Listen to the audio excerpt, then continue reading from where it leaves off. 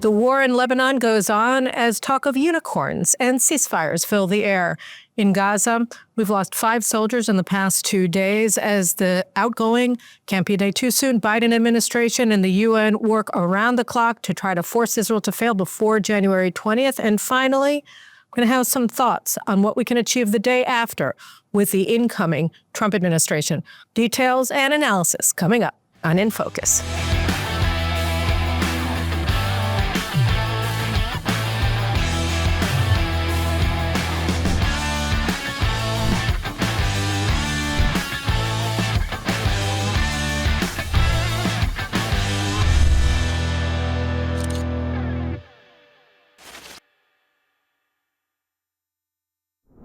So the news in Israel is dominated by talks that Israel is moving towards a ceasefire deal of some kind that will have 4 parties involved: Israel, Lebanon, the United States, and Russia. And I'm just going to read for you first the details that we got from a report by Channel 12's Amit Segal the other day, and you can go along. This is a proposed ceasefire deal for northern Israel. A 60-day ceasefire has been proposed, during which the IDF will maintain its position in the frontline villages of southern Lebanon, approximately 5 to 6 kilometers from the Israeli border. So these are the ones that are located right across the border from Menara, Kfar Giladi, Metula, Kiryat Shmona, that were, just had all of the Hezbollah battle stations just, 30 to 250 meters from people's actual homes and fields. So that's the first line. So that's approximately 5 to 6 kilometers into Gaza. And then it says the Lebanese army will take control of the second line of villages extending from the IDF positions to the Litani River and will work to remove Hezbollah terrorists and their weaponry. Okay. Once the IDF confirms its satisfaction with these actions, it will withdraw to within Israel's borders, retaining the right to launch raids or strikes if Hezbollah attempts to regroup. And finally, Russia acts as a guarantor to prevent Syria from being used as a route for smuggling weapons to Hezbollah. In return, the Biden administration will lift sanctions on Russian companies operating in Syria. So on paper, it sounds all right. I have to say that there is an American law on the books that requires the administration to keep sanctioning those Russian companies. But all the same, there are a few problems with it. A couple, and I just want to point them out to you. So first of all, the Lebanese armed forces that are supposed to be dismantling Hezbollah forces up to the Litani River, so they're controlled by Hezbollah. It's true that they get paid by U.S. taxpayers, they get armed by U.S. taxpayers, but they get their orders from Hezbollah. They're dominated by Hezbollah, and they support Hezbollah, and they've acted in collusion with Hezbollah at least since the Second Lebanon War in 2006. So you're talking about having the cat guarding the cream here. That's what it is. They're the same. And so you're saying that you're going to trust the Lebanese armed forces that are controlled by Hezbollah. So that assumes a shift in the power equation and also a shift in the worldview of the commanders of the Lebanese army that I'm not quite sure the basis of. So that's the one thing. And also the Lebanese government is controlled by Hezbollah. Hezbollah is the most powerful military force, political force, and social force in Lebanon. That's what I was talking about in my program a couple of weeks ago with Tony Badran, the Lebanese specialist who we always go to, who understands Lebanon better than anybody else. So the idea that we can entrust a Hezbollah-controlled military funded by the United States, that the United States views as some sort of an allied power because they fund it, but actually is an enemy force, the idea that they're going to be carrying out the mission of dismantling Hezbollah is, not to put it too harshly, I'll just say it's a stretch, and I'm not sure I can stretch that far. Or a marathon runner could stretch that far. It's quite the stretch. The other problem is renewing hostilities. So it says, once the IDF confirms its satisfaction with these actions, well, what if we're not satisfied? So is there a mechanism for us just automatically going in and shooting? Well, they say that there's a side letter with the United States that says that we have freedom of operation and Lebanon. But right now we have freedom of operation in Lebanon. So why would we want to attenuate that in any way, since we haven't completed the message, something I'll get to in a second, and pass it off onto a Hezbollah-controlled entity? And then we have to come in and explain and make our case, presumably to whoever is there in America. And it doesn't even matter if it's our friends in America, as it will be starting on January 20th. Why should we have to make our case? I mean, we should be killing all of these people, and we shouldn't be stopping. That's just my feeling. And then the other thing is that this idea that they pretend that they dismantle Hezbollah, because this is all a lie. It's all kabuki theater in Lebanon. It's all an act. So say that the Lebanese armed forces and Hezbollah put together some sort of a staged dismantling of Hezbollah forces, and that the Hezbollah forces who live actually in the villages that the Lebanese armed forces are supposed to be responsible for. So they're not actually going to leave. They're just going to go, make dinner or whatever. So say that, there's some big Hollywood staged transferring weapons to the Lebanese armed forces. All right. We're supposed to leave Lebanon after that. We're supposed to withdraw from the border. So who's protecting Manara? Right? Who's going to be protecting Kiryat Shmona? Who's going to be protecting Kfar Giladi? Who's going to be protecting Metula? And the answer is Hezbollah is going to be back. So, I just, on the face of it, and I know that there are a lot of details that aren't being published, and fine, but this doesn't sound like a better deal than what we have right now, where we're operating freely in Lebanon and we're dismantling them and we're protecting our people. And, I can't really understand how the 90,000 Israelis who have been internal refugees since October 8th, when they were told to leave their homes, I can't see that this kind of a ceasefire deal is going to convince them that they can go home. In fact, you're hearing the voices of the mayors of these towns saying, And the other thing is that I know that there have been a lot of declarations about how much success Israel has had in decimating Hezbollah, and that's all true. But it's also true. Here, just see what happened this morning in Nesher. There was a drone. We saw it coming in. Israel still doesn't have the capacity to down drones when we see them when they're inside of our airspace. We're not doing a good job of it at all, as the prime minister can attest, since they hit his home with a drone. But here we have a drone coming in this morning, and where does it hit? It hits in a kindergarten, okay? And it's not just that it hit in a kindergarten. It was by the grace of God that those little children weren't killed. Why? Because they were supposed to be doing outside time. There wasn't an air raid siren. Their teachers, the kindergarten teachers, saw reports on their cell phone that there was a drone that had just entered Israeli airspace not too far from it, and they decided on their own volition that they were going to move all the children into the protected room. And that's the reason that the children weren't outside playing in the yard of their school, of their kindergarten, when it was hit by a drone from Lebanon that Hezbollah sent over to massacre our little boys and girls, okay? So we're not done. And yesterday we had 175 projectiles entering Israel, 90 of them in the areas of the Krayot around Haifa in a half an hour. 90 in a half an hour, 175 projectiles entering into Israel overall.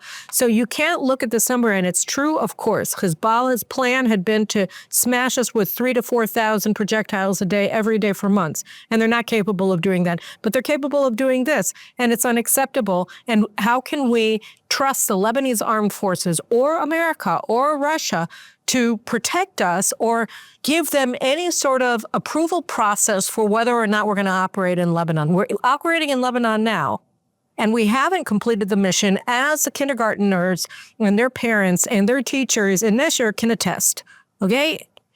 We haven't completed the mission. They still have the ability to function at a level that is unacceptable.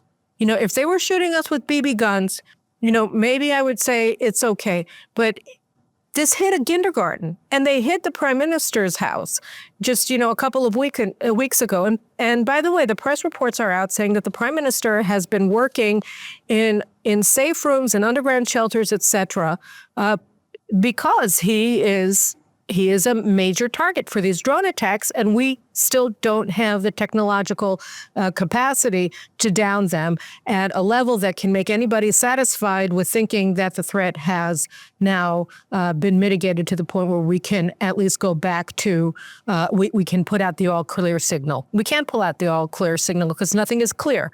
So, that's another problem. And, then there are reasons that we should do it is because the Biden administration has instituted effectively an arms embargo on Israel. This is obviously, we've talked about it so many times since December when they first started slow walking munitions to Israel and making us account for every bullet that we were shooting in Gaza at the time.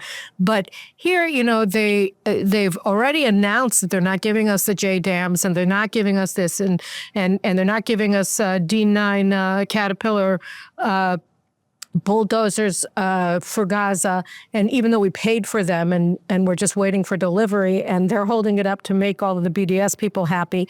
But there are other things that we're just not getting, and so people are saying, look, we're not going to have the weapons to be able to maintain this level of operation, and therefore we're going to, maybe we should go for a ceasefire. But here I can just say, look at all the Hezbollah weapons that we got. We got enough, to continue going for a while, and we can always get more. There's more where that came from. Hezbollah is a bottomless pit of advanced weaponry, okay? So let's just go after the weapons, not blow anything up, except when we're the ones who are actually blowing it up at targets that we're hitting, and we're going to be using their own munitions to do it. Not only is that poetic justice and richly deserved, but also it takes some of the pressure off of us, and this is the sort of thing that should be done. Where's the ingenuity? Where's the old brain going there? That that's an option, and we should be using it. And if it's not precise, well, what can I do? They precisely chose to kill our little boys and girls, our prime minister. Let's not get carried away. So, and then the final reason is Donald Trump, our friend, our hero. We're so glad that he was elected, right? But he said very many times, he said that he wants the war to end quickly. Now, he wants the war to end with an Israeli victory. But if we're willing to sue for a ceasefire and we're not at war when he comes in, and they'll say, look, that's your fault. You guys decided that you wanted a ceasefire. Can you imagine how he'll feel if we start a new battle after, 5 minutes after he's sworn into office? And if that's what our plan is, then, I hope very much that that's something that we're making clear to him now and getting his agreement about before it happens, because otherwise we're going to find ourselves in a crisis like from the outset of his presidency, and that's something that would just be unacceptable and totally unnecessary. And so my suggestion is that we talk about doing a ceasefire and then don't.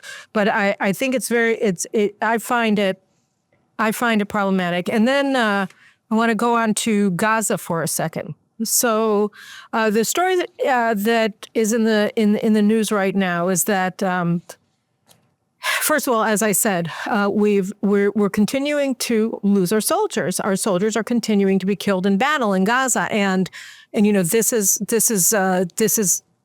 very painful. And one of the reasons that we're suffering these kinds of casualties is because they're getting very mixed messages from the leadership of the army. Because on the one hand, they're told that they have to. Here, before I show it to you, I just want to go over the map for a second of Gaza. I want to explain to you where it is that they're fighting and what it is that's happening. So, the big fight right now is going on. If you look at the map in northern Gaza.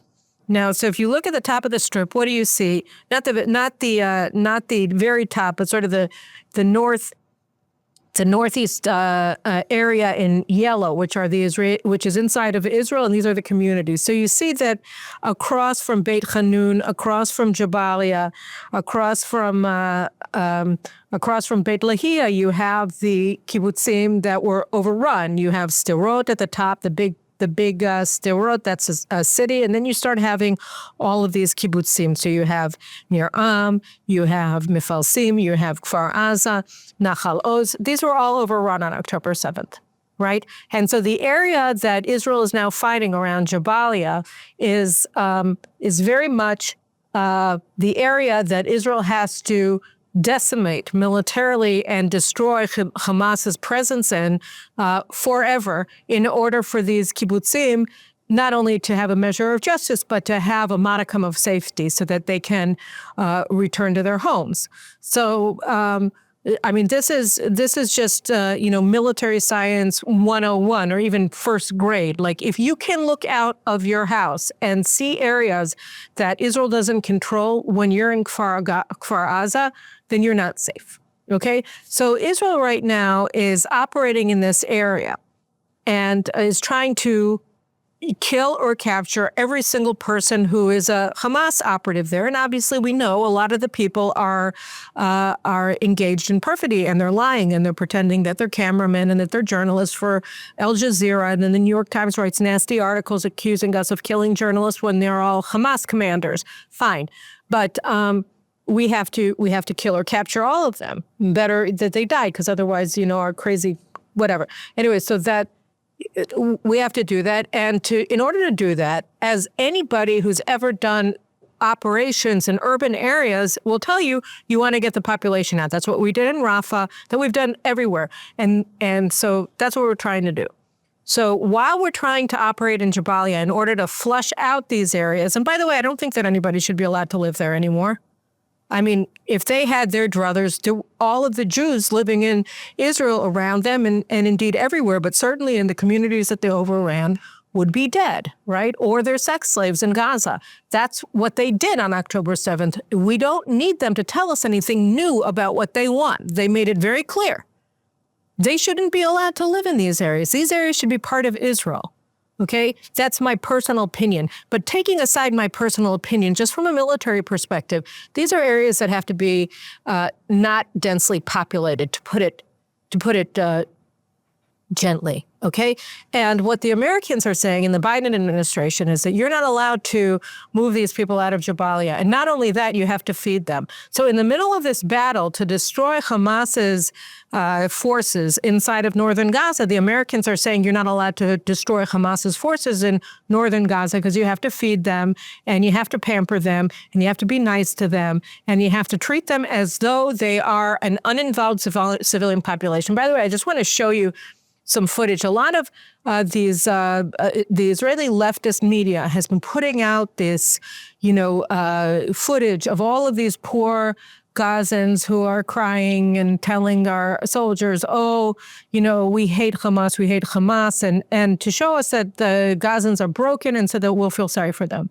Okay, but they're not the only voice, and I don't think that they're the dominant voice coming out of Gaza. And I just want to show you a few voices here in Gaza that the Patriotim, Israel's flagship show on Channel 14, posted yesterday, okay, that they broadcast yesterday. For a second, let's look at this clip. هذا جوعونا اليهود، عملوا لنا اليهود، سووا لنا اليهود، راحوا اولادنا، راحوا نسوينا، الله يرحمهم. فدا حماس وفدا الوطن وفدا السنوار وفدا الضيف. انا كنت بني ادم اكره حماس، هلقيت صرت احبها، صرت احب حماس. من ورا اللي صار هذا صرت احب حماس. الله مع المقاومه وشبابها، كنا بدنا نموت لنا المقاومه يا اسرائيل. احنا دارنا من 6 طوابق وقعت، قصفوها الجيش الاسرائيلي، والحين اصبحت رماد. انت ايش ممكن تقول لي؟ بينك على الله لازم تبني دار ثانيه، فدا السنوار، فدا فلسطين. Right, this is all for Yahya Sinwar, that they love Yahya Sinwar, that they're going to go on fighting because of Yahya Sinwar, the genocidal monster who ordered October 7th, right? Who was surrounded by hostages until they were of no use to them, and then he won aground and his people executed them, right? So, this is a man who is the devil incarnate. And they're saying, we're doing it all for you. We love you. We love you. We love you. We'll fight forever. Blah, blah, blah, blah, blah. Okay, let's just remember, people don't change overnight. That they apparently haven't suffered enough in order to recognize that you don't do that, right? That the Holocaust is a bad thing, right?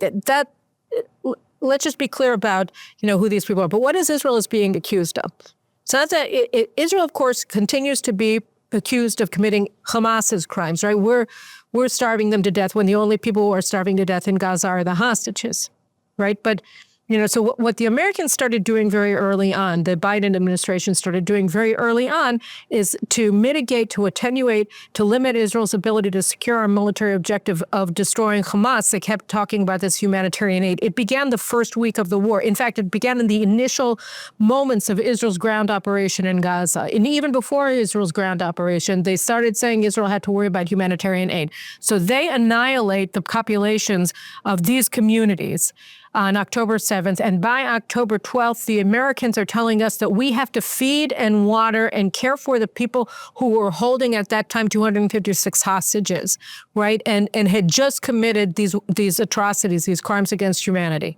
And we had to feed them, all of the uninvolved people. This was less than a week after we saw the videos of these massive crowds whooping and lynching as the Israeli hostages were brought into Gaza, right? And beating them.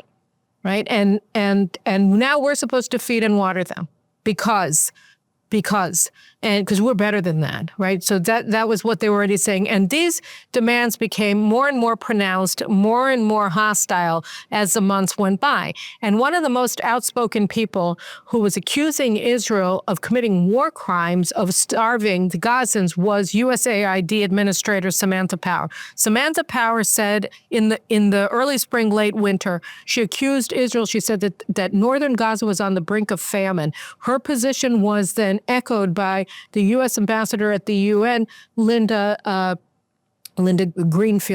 Thomas Greenfield. Okay, so this became U.S. policy, and Tony Blinken also resonated, as did Jake Sullivan. But it was Samantha Power that was pushing this. She's getting all of this anti-Israel propaganda. Maybe she's ordering it from the World Health Organization and all of these other international aid organizations. So she's accusing Israel of causing a famine in northern Gaza and saying people are on the brink of starvation.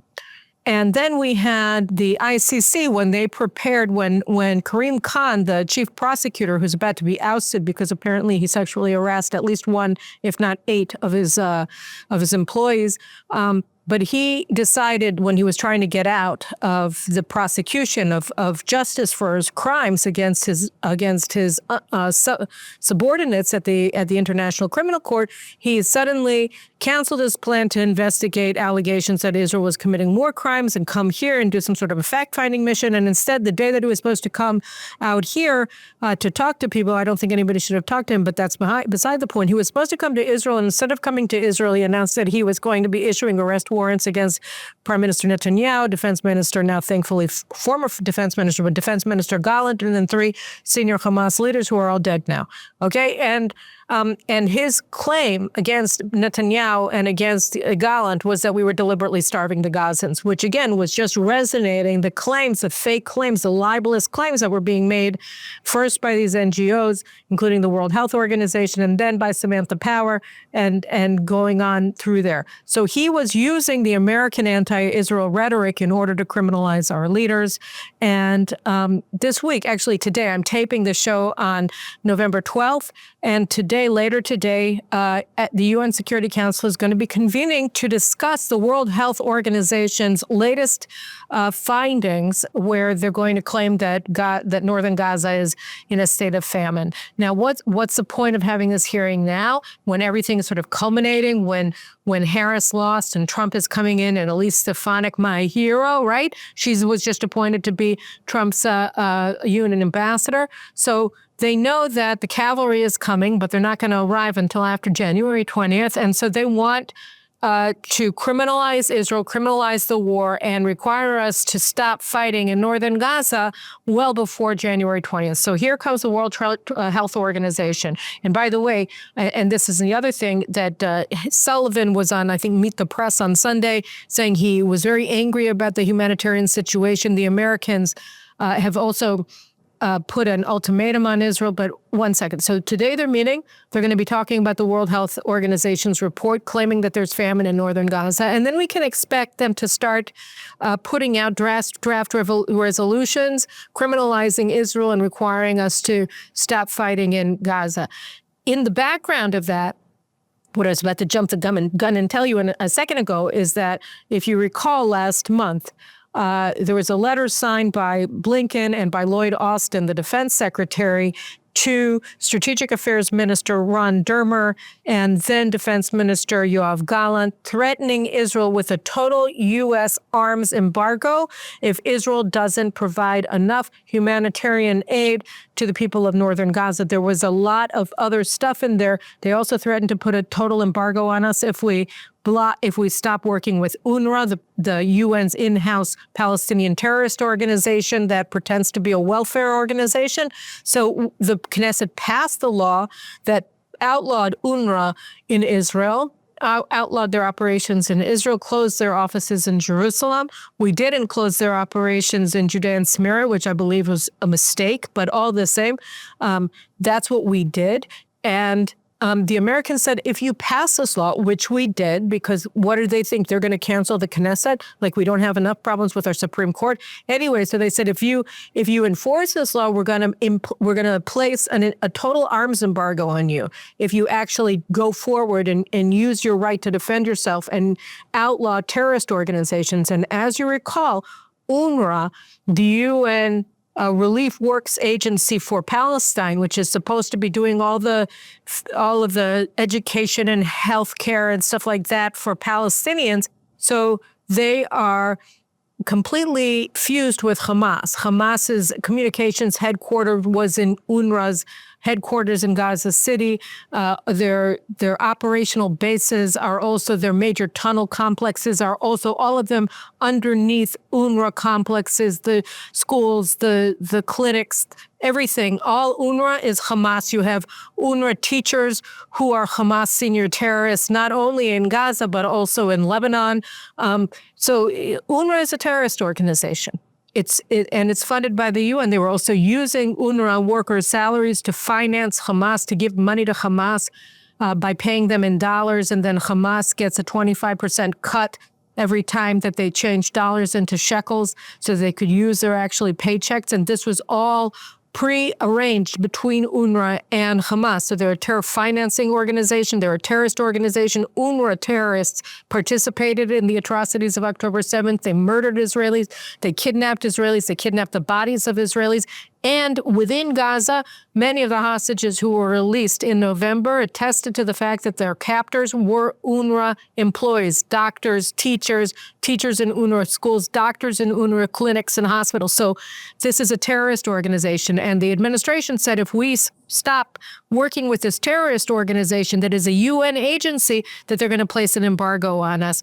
And they said other things as well, which were, if we don't allow the International Committee of the Red Cross to visit the terrorists who we captured on October 7th, who carried out the atrocities and are sitting in our jails, if we don't allow them to carry out Red Cross visits with these terrorist murderers, then they're going to give us an arms embargo. Meantime, the ICRC, the International Committee of the Red Cross, has not insisted. They may have asked politely, but never demanded and never condemned Hamas for not allowing them to visit the hostages, okay? So we said, no, until we get some information about the hostages from the Red Cross, we're not going to let them visit these Hamas terrorists. And so the Americans are saying, if you don't let them do that, then you get no arms, all right? So that's the embargo threat. And by the way, it's already being implemented on the ground that the administration has over Israel's head. And they have this resolution going into the pike that's supposed to begin deliberations on today at the UN Security Council. So the purpose of this, again, is to harm Israel as much as possible, to criminalize Israel, to advance the goals of the international fake human rights community, to deny Israel's right to exist, to deny our right to self-defense before this team of the Biden administration leaves office. So that's what we're facing today at the UN. And, we can't be suckered by this. And I've spoken about this before. Now that Trump is getting his national security team in order, so that's Elise Stefanik, that's Congressman Mike Waltz, who I was really glad to meet in Washington during the course of my visits there earlier this year, and also Senator Marco Rubio. So Mike Waltz is supposed to be the new national security advisor. He's amazing. Senator Marco Rubio right now, it's not completely confirmed, but it looks like he's going to get the nod to be Secretary of State. Again, I met with Senator Rubio, I think in April. He's amazing. He's an amazing man, an amazing friend of Israel.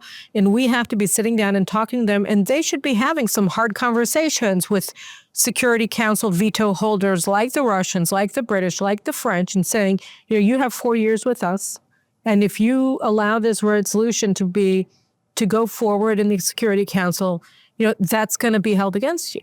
They can very easily do that. And then if they do that, then we're going to be in a position where, as we walk out the door, we're going to hurt Israel as much as we possibly can. Strategy begins to unravel. And that's what we need, because we have to obviously fight in Gaza. We have to take full military control of the entire Gaza Strip. There's nobody else who can come in and do that for us. And then so that's where we are right now. And now I just want to spend a couple of minutes talking a little bit about what the promised land looks like.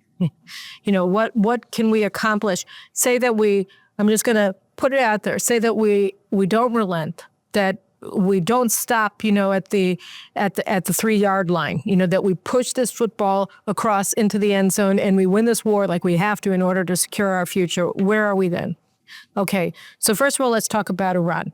I want to talk about Iran, and I want to talk about the Palestinians in Judea and Samaria. Okay, so I want to first talk about Iran. So Iran here, where are they? Iran, as we know, they have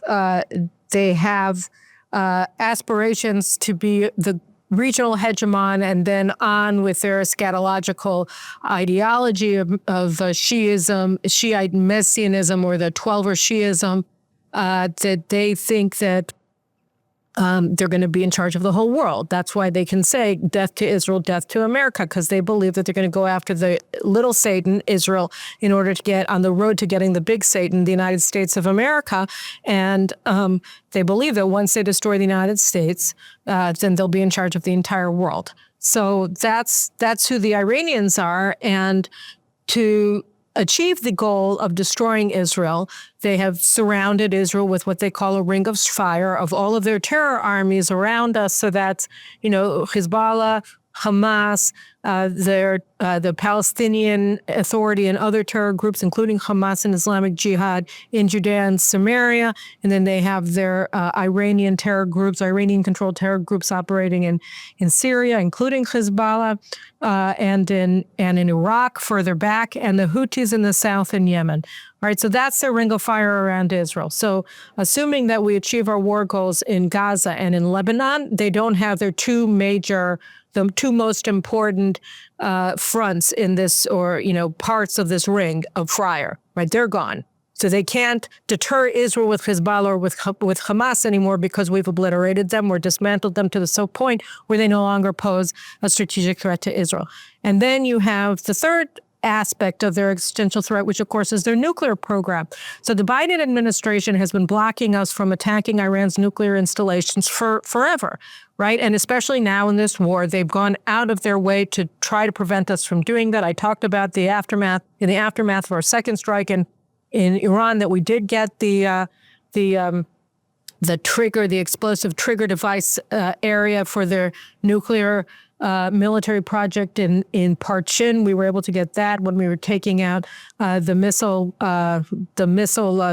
solid fuel factories for their ballistic missiles at the same site, and we took out their anti-aircraft bases, et cetera, and batteries. But we didn't take out the nuclear installations. And the reports that came out after that strike was that now that they no longer have anti-aircraft capabilities, that if we do a solid week-long airstrike or a week of airstrikes against Iran's nuclear installations, that we should be able to destroy them, or at least enough of them in order to make them no longer a threat, an imminent threat to becoming a nuclear power, which is a big deal. So then they don't have, so say we do that shortly before January 20th, so that we don't have to deal with the Biden administration trying to, I don't know what, against Israel, because they're mad that we did it, right? So say that we do it closer, to the inaugural. And then Iran on January 20th comes in, Donald Trump to office. Gaza, there's no Hamas. Lebanon, there's no Hezbollah. Israel is in charge of South Lebanon. We have our forces there. We have our forces in control of Gaza. Iran has no nukes. So what does he do? If he reinstates this crippling economic sanctions, blocks Iran's oil exports, then you bring the regime down. and you give the Iranians an opportunity to overthrow their regime for the first time, because it'll be so weakened that it's not going to be able to block the people of Iran from taking control of their country. And we should remember that Elon Musk was providing Starlink satellite communications equipment to the Iranians in 2022, I think it was, when they were trying to overthrow the government following the execution of Masih Amini, who was murdered for not wearing her hijab properly, if you remember that.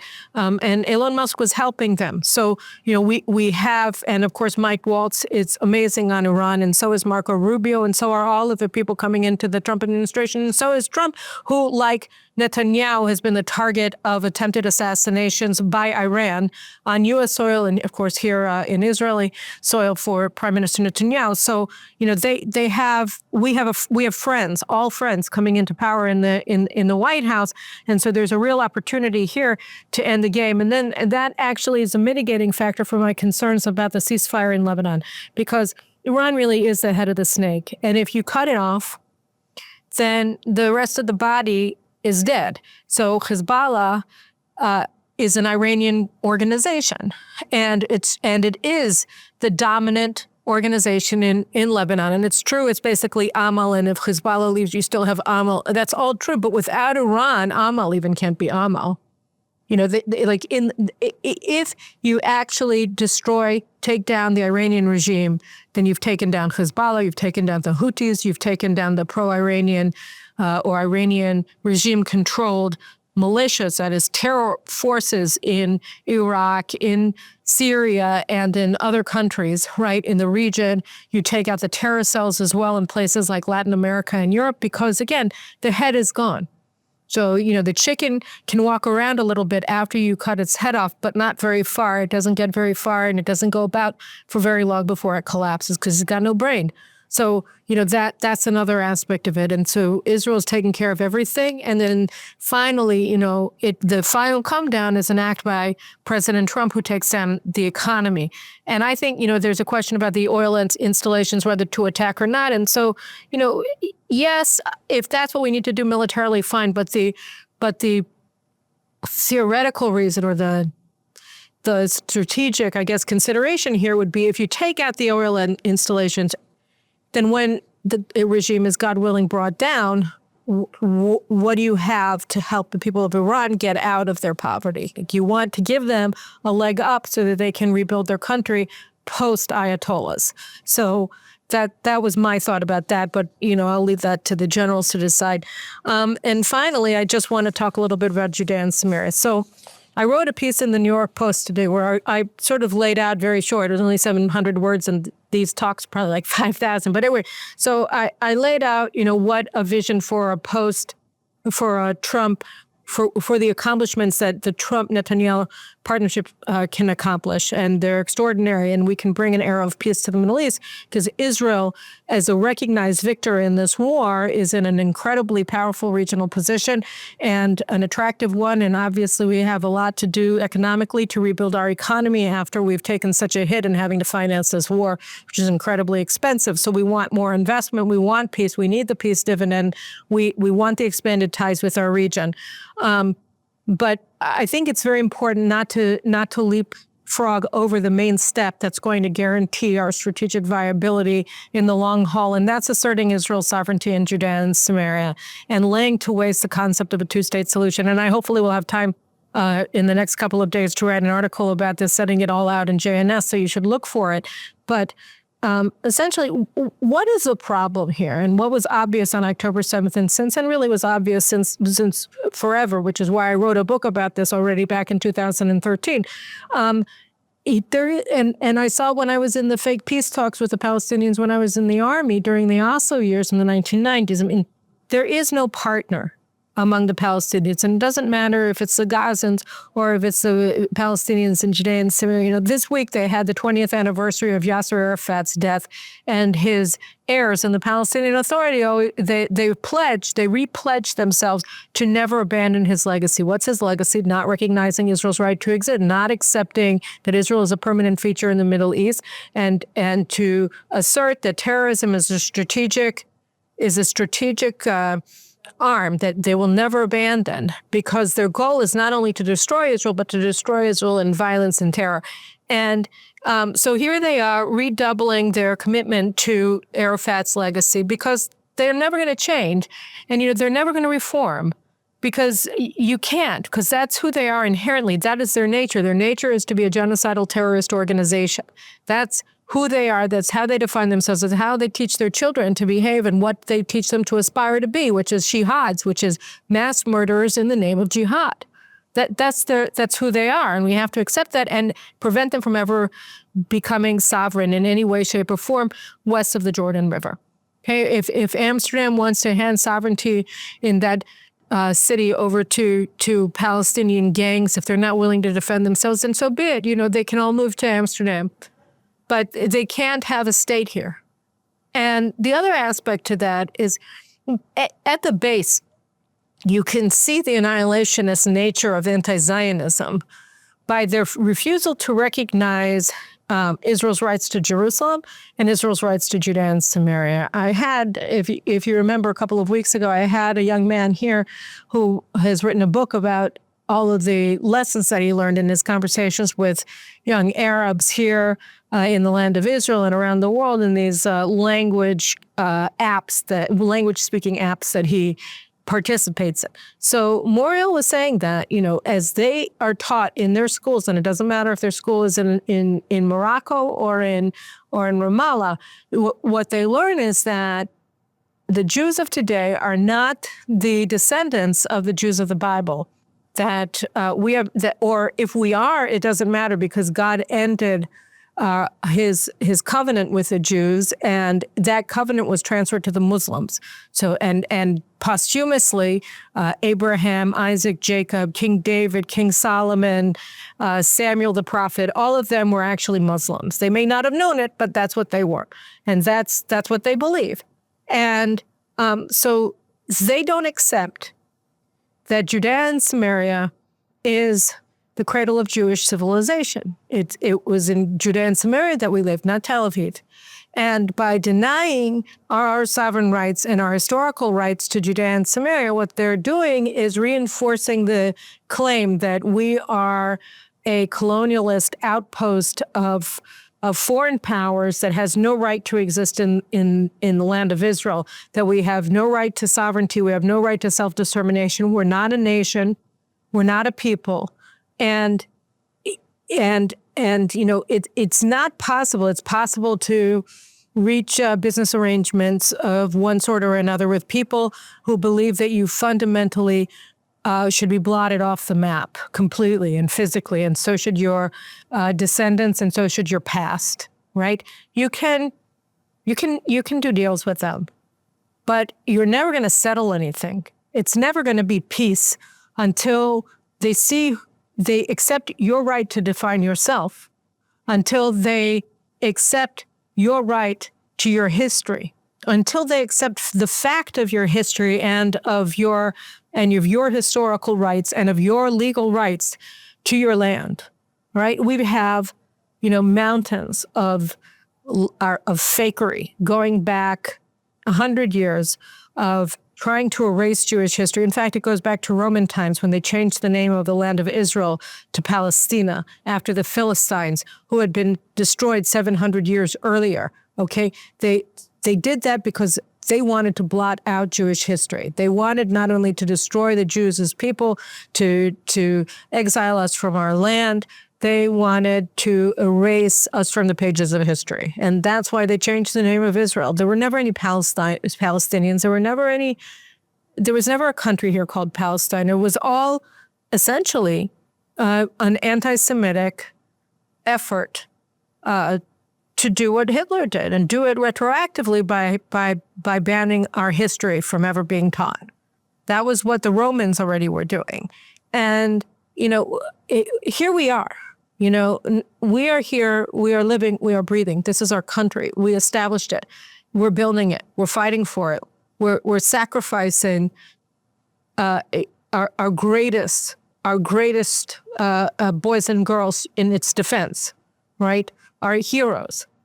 And at great cost, and it's very painful. And we're willing to accept it all in order to stay here and in order to keep building this country and to keep surviving and existing and prospering as Jews. And the idea that you can say that we are foreigners in our land is sick and it's unacceptable.